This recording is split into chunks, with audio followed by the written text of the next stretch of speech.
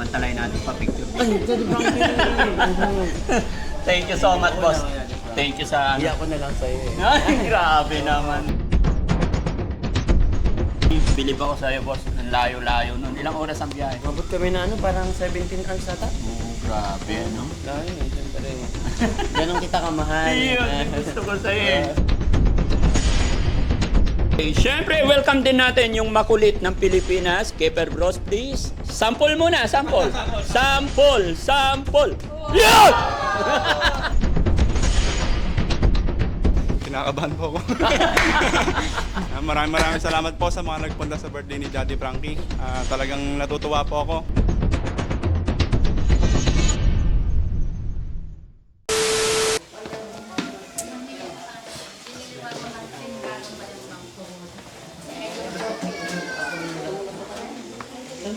Sa may anuhan?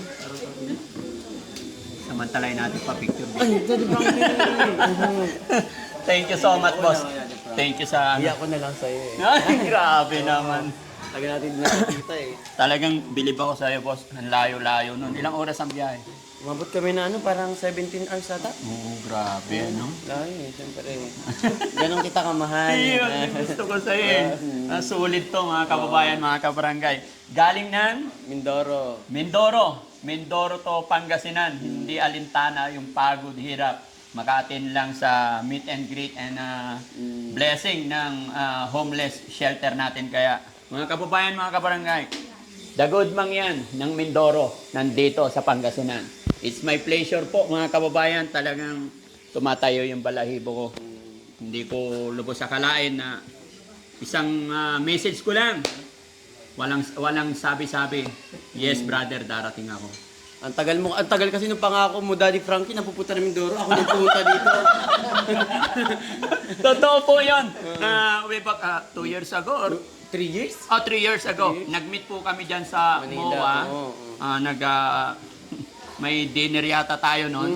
And then yun nga po, usapan namin para mapalawak, mapalakas yung gawain natin bilang pagcha-charity, pagtulong sa ating mga kababayan na nangangailangan. Pero hindi pa niloob ng Panginoon. Pero time will come talaga, sir. No? Na makapunta rin ang Team Daddy Frankie doon. No? Ang pogi. Sige, sir. Naka-video tayo, ha? Anong sasabi mo sa mga viewers natin ng Pangasinan also? Siyempre isang karangalan din sa akin, Daddy Frankie, na makita ka ulit and makasama yung mga ang tawag ba sa mga taga Pangasinan. Oh. So, parang ako katulad mo, parang ako yung parang isa din sa organizer o isa sa mga leaders sa amin sa Mindoro, yung pagtitipon. Opo. Kumbaga, yung mga maliliit na followers, mga nagsisimula pa lang natin is nabigyan natin ng inspirasyon na gawin din yung ginagawa natin. Kaya saludo ako sa ginagawa mo kasi kung ano ako, ganun ka din. Salamat, diba? So, gagawin natin yan, mga kababayan. Gaya ng sinabi ni Sir, na gusto rin niya na makarating ang Team Daddy Frankie sa Mindoro. Gaya na aking sinabi, loobin sana ng Panginoon, bigyan pa tayo ng lakas ng katawan, tuloy-tuloy ang blessing biyaya para mapag-abot tayo ng tulong. Isa rin po yung ginawa ko dito sa, Sir, sa Pangasinan, na ini-encourage ko po yung mga Pangasinan vloggers, mga content creator, kahit maliliit. Kaya nga ang invitation ko ngayon is para sa lahat. Yes, para makita nila, para ma-inspired sila, para mapalawig pa natin. Kaya sana bless ni Lord na matapos tong event natin, mapanood din ng mga iba nating kababayan kung paano tayo tumulong in a little way, kahit maliit, malaki, basta makapagpasaya at makatulong tayo sa ating mga kababayan. No? At syempre, hindi lang ikaw, sir, ang inimbitahan ko rin. Nandyan din ang aba nating mga... Sariwakwak. Oh yes, content creator. Sariwakwak, please. Ayan. Sariwakwak, please. Ayan. Nandyan din si Ballpoint Man. Saan si Ballpoint Man? Kamusta?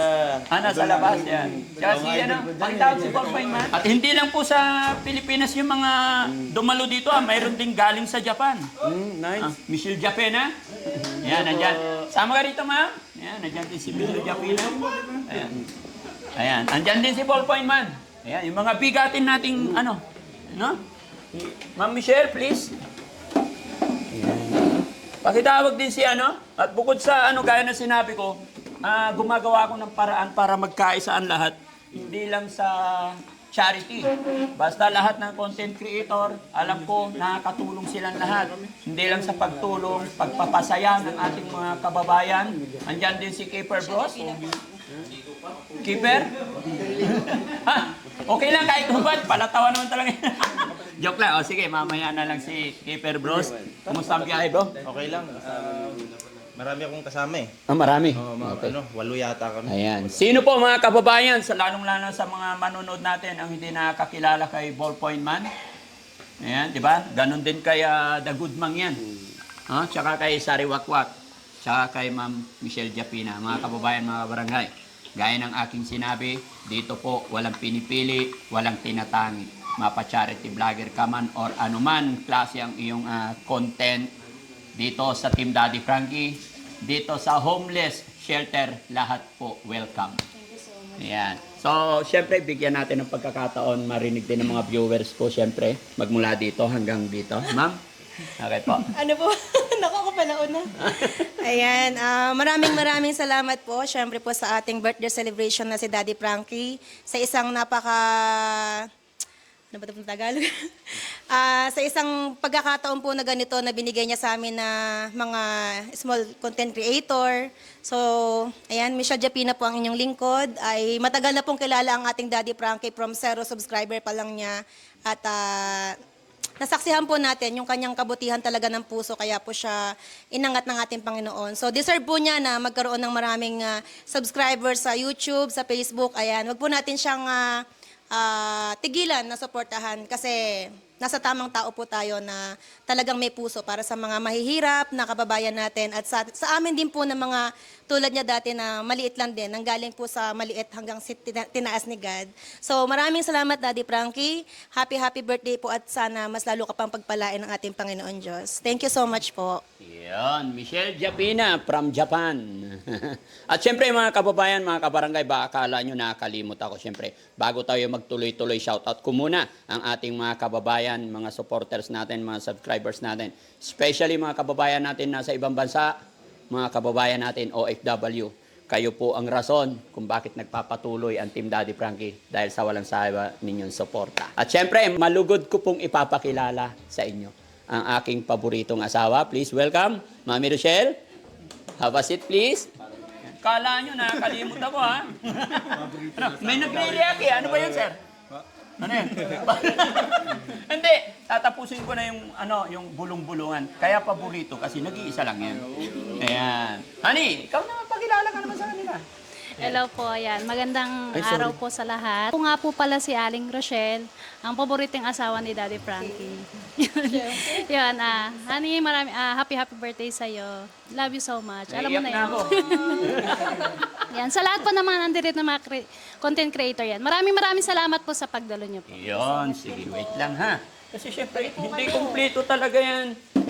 Yan. Okay, syempre, welcome din natin yung makulit ng Pilipinas. Keeper Bros, please. Yan o. Sample muna, sample. Sample. Yan! Ayan. Isang karangalan, guys, na isang invitation lang din natin kay Keeper. Pinaunlakan niya talaga tayo. Kaya napakasaya ko. Ito na yung napakasayang araw ko rin siguro. Kaya na aking sinabi, tuloy-tuloy nawa na maging malakas tayo.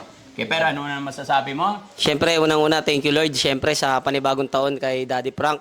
Siyempre, sa lahat ng mga pumunta, makikita mo talaga yung mainit na pagmamahal sa iyo ng tao. Grabe, sobrang daming tao dito. And siyempre, isa ako sa mapalad na naimbitahan na mag-perform sa birthday ni Daddy Frankie. Siyempre, maraming salamat. And siyempre, wish ko lang, Daddy Frank, more health is to come. Siyempre, mas malakas pa na pangangatawan galing sa Panginoon. And syempre, more blessings sa family mo, sa anak mo, sa asawa mo. And yun lang, gabayan kayo ni Lord sa lahat ng mga ginaganap at ginagawa niyo sa araw-araw. At mas marami ka pang matulungan ng mga Pilipino na lumalapit sa iyo. Yun lang, and God bless. Yan. At syempre mga kababayan, isa rin sa rason bakit nag-trending ang Team Daddy Frankie. Yung taong naging tulay na nakilala natin si Kuya Oliver.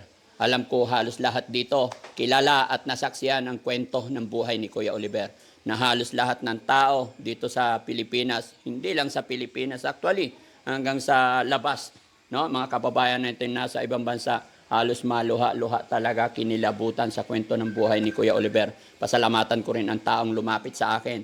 Naging tulay, kumbaga, ginamit ni God para mapuntahan ko. Si Ballpoint Man. Ballpoint Man? Ayan, so maraming salamat po sa pag-invite sa akin dito sa kaarawan ngayon ni Daddy Frankie. Happy birthday po kay Daddy Frankie at yun na nga, patuloy nating suportahan si Daddy Frankie kasi ito po yung talagang tumutulong po ng totoo. Marami naman po dyan, marami po. Pero isa po si Daddy Frankie sa talagang tumutulong po ng totoo sa mga taong nangangailangan, sa mga may problema sa kalusugan. So, nandyan po ang Team Daddy Frankie. At syempre, ang team po nila, hindi naman po mabubuo ang Daddy Frankie kung walang team. So, pasalamatan po natin sila at patuloy po nating suportahan at ipagdasal po natin palagi yung kanilang mga lakad na sana maging safe po sila palagi. Maraming salamat po. Yun. Yan, salamat. No? At syempre mga kababayan, mga kabarangay, yung kinukuhaan din ni Daddy Frankie ng idea pagdating sa pagtulong.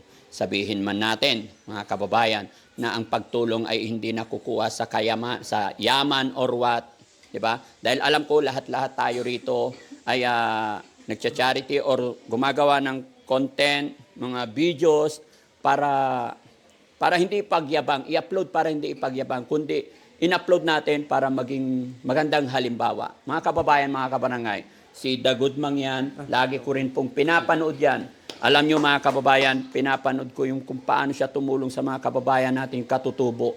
Hindi po biro-biro, akyat sila sa bundok, akyat sila sa tulay, at ipagluluto nila ng mga spaghetti. Pansit na pula. Alam ko yun, sir.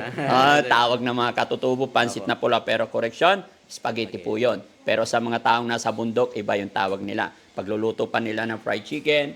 Siyempre, alam ko yung hirap ng bundok, kaya ginagawa nilang kainan yung puno ng saging na lang. Talagang nakaka-inspired. Kaya doon din ako kumukuha ng mga idea, sir. Sana tuloy-tuloy lang tayo.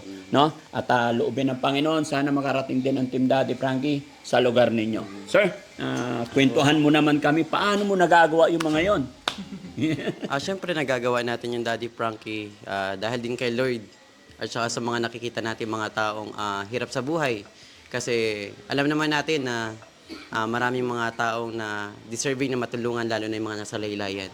Kaya sa mga katulad dati mga charity vloggers, saludo ako sa inyo lahat. Kasi kung ako, alam ko yung hirap and effort na ginagawa natin na hindi nakikita o napapansin ng ibang tao. Kaya wala namang ibang magtutulungan dito kundi tayo-tayo lang. Kaya mahirap umasa sa mga taong alam naman natin yan ng mga nakahiga sa salapi. Kaya tayo mga content creator, ano man ang mga content natin, comedy or charity, walang imposible kapag nagkaisa. Kaya ito sa pamamagitan ni Daddy Frankie na ito, paghihikayat sa lahat ng content creator na kahit maliit na followers, subukan nating iangat sila. Kasi sila yung magdadala ng pag-asa sa mga taong mga nasa laylayan. Kaya, ayun, Daddy Frankie, maraming salamat sa pag-imbita dito. At parang naluluhaan na ako. Wala iyakan.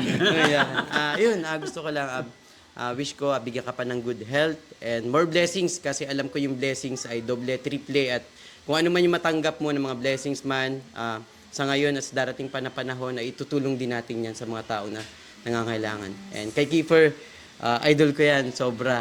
Ay ko napapanood dyan, ng mga asawa. Napapanood din kita, bro. Thank you. Oo, pagkasama kami ni Papa Toyo, lagi ka nababanggit sa akin. Ayan. So, yun, sa Diwakpak, ayan. Itong mga idol ko to. And ganun pala, no? Hindi ko expect na, alam mo, hindi ko pinagmamalaki na mataas yung followers o ano. Siguro pag nandun kayo lagi mong pinapanood, ngayon mo lang makita, parang na-starstruck ka. Ano dito pala to? Oo. Sabi ko, may mas po. Ayun, maraming salamat po sa lahat ng nandito and thank you so much. Yun lang po. Ayun. At syempre mga kababayan, marami pang mga content creator dyan sa labas. Pero syempre, bago tayo magtuloy-tuloy, bago matapos, bago tayo lumabas, para ma-meet natin silang lahat, gusto ko rin pasalamatan natin ang gumuhit ng aking picture dyan sa harap. Pinalaki lalo niya yung ilong ko. Please welcome, Guhit Beans. Ayan, mga kababayan, mga kabarangay, sa hindi nakakilala, ayan. si Guhit Ben, siya po yung gumuhit ng picture ko dyan. Yan. Pinalaki niya lalo ilong ko. Pero, never mind. Congrats, man. Really appreciate. Salamat na karating ka. Ano? Ayan. At syempre, andito rin ang ating kaibigan na masugid din. Kahit mag-isa lang siya, kasama lang niya yung asawa niya. Hindi ko alam, pag diop, kung sino pa yung kasama niya. Pero silang dalawa lang naman nakikita ko. Di ba? Yumuyo ko na kagad eh. Di ba? Mga kababayan, mga kabarangay, si Sariwakwak, matyaga talagang pinupuntahan din yung ating mga lolo't lola. Kaya ako bumilib sa kanya dahil alam nyo si Daddy Frankie, malapit ang loob nito. Si Daddy Frankie sa ating mga lolo't lola, sa mga senior. Ay nung nakita ko sa kanya, hindi ako nag-atubili na pumasyal sa kanyang bahay. Sariwakwak, idol. Kinakabahan po ako. Maraming salamat po sa mga nagpunta sa birthday ni Daddy Frankie. Talagang natutuwa po ako kasi si Daddy Frankie po, nung matagal na pong pinapanood ni Lola ko kasi, kaya nakikinood-nood po ako sa TV. Lagi niyang pinapanood. Yan. Kaya parang yung vlog ko po noon talagang puro prank. Tapos nung binago ko, yun, parang ginaya ko si Daddy Frankie. Mas blessed ako ni Lord. Ito, mga idol ko to. Kaya si Caper din, talagang pinapanood ko yan, alam ng asawa ko. Kaya idol na idol ko to. Lalo to, napaka ano nito eh. Talagang Solid yan, solid. Kaya maraming salamat po sa lahat. Sana mas pagpalain pa po si Daddy Frankie at ang team niya po. Thank you po. Ayan. At syempre mga kababayan, hindi makukumplito ang event na ito kung wala ang aking pamilya na nakasupport sa akin. Even though na wala sila ngayon sa oras na to, pero andyan sila sa paligid at hindi naman tayo magkasya-kasya rito dahil mainit, hindi kakayanin ng breaker namin kaya nag-in-off nila yung ibang aircon. Pero alam ko mapapanood nila to mamaya or bukas. At syempre, ipakilala ko rin sa inyo ang Robin Hood ng Bataan, mga kababayan, mga kabarangay. Ano? Wala po siyang page, wala po siyang channel, pero hindi sa pinagyayabang nung nagpunta ako sa Bataan. Nagulat ako, Robin Hood ang tawag sa kanya. Ang aking Kuya Ed, Eddie Bugarin. Kuya Ed, please, tayo ka dito. Yan. Taas no po akong ipakilala sa inyo ang aking kuya. Hindi po siya wala po siyang page, wala po siyang charity, pero isa siyang hero nung pandemic time dito sa Bataan. Kaya Kuya Ed, hinihikayat kita, gumawa ka na rin ng page mo. Ayan. Kuya, salamat din sa pagpunta mo kahit napaka-busy mong tao, napakalayo. Pero mga kababayan, mga kabarangay, take note, itong kuya kong to, mayaman to. Opo! Kaya nga sabi ko nung inimbitahan ko, mga kapatid, mga kuya, birthday ko bukas, sana hindi kayo mawawalan. Eto na, nandito na. Oh, kuya, ano masasabi mo? Batiin mo naman ako. Alam ko hindi ka mawawalan eh. Happy birthday, Tol. Ayun. Sana laging malakas ang katawan mo. Salamat. Para lalo kang marami ka pang matulungan. At lalong marami ka pang Mapasaya. mapasaya sa buhay mo dahil marami pang nangangailangan sa iyo. Marami pang gustong humingi ng tulong sa iyo. Tulungan sila. Ang matulungan mo sila. Thank you. Ayan. So mga kababayan, mga kabarangay, baka isipin nila nagsusulo tayo. Lalabas tayo para entertain natin sila. Para magkakilala tayo. Then, support to each other, guys, no? Maraming salamat. Mga kababayan, mga kabarangay, tuloy-tuloy lang po tayo. Picture! Okay, sige, picture daw. Tsaka pagdating sa labas, picture din tayo. Tayo na lang.